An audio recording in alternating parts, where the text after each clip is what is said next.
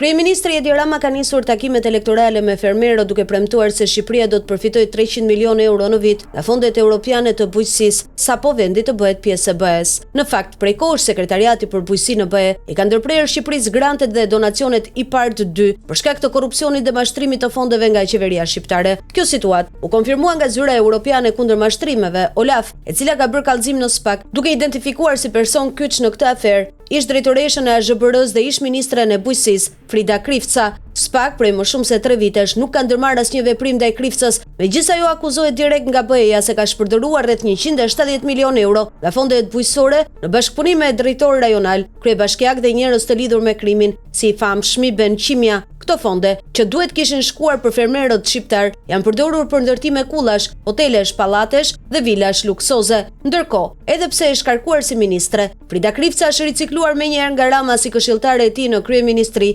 pikërisht për fondet bujqësore. Së fundmi ajo ka filluar të zgjerojë aktivitetin privat të biznesit të ndërtimit, duke përdorur familjarët e saj dhe përfituesit e fondeve bujqësore. Kjo situatë është bërë problematike për Ramën, i cili tashmë është manghapur Frida Krifcën në çdo takim me fermerët, pasi prezenca e saj do të irritonte fermerët shqiptar, që tashmë e din mirë se ajo është përgjegjëse për grabitjen e fondeve europiane të bujqësisë. Në anën tjetër, SPAK në drejtimin e Altin Dumanit vazhdon të hesht, megjithëse prej 3 vitesh ka në dorë kallëzimin penal të OLAF, 2 dosje të tjera plot fakte me prova konkrete abuzimesh, si dhe paralajmërime të vazhdueshme nga institucionet ndërkombëtare që kërkojnë veprim urgjent. Më 28 shtator 2023, Dumani deklaroi publikisht se ka filluar hetimi për fondet bujqësore, por në mënyrë të çuditshme. Frida Krifca asnjëherë nuk është marrë në pyetje dhe madje nuk figuron as si person në hetim nga SPAK dhe BKH, pavarësisht se dosjet e BE-s e identifikojnë atë si përgjegjësen kryesore për aferën 170 milionë euroshe. Heshtja e SPAK dhe manovrat politike të Ramës me Krifcën tregojnë se korrupsioni në Shqipëri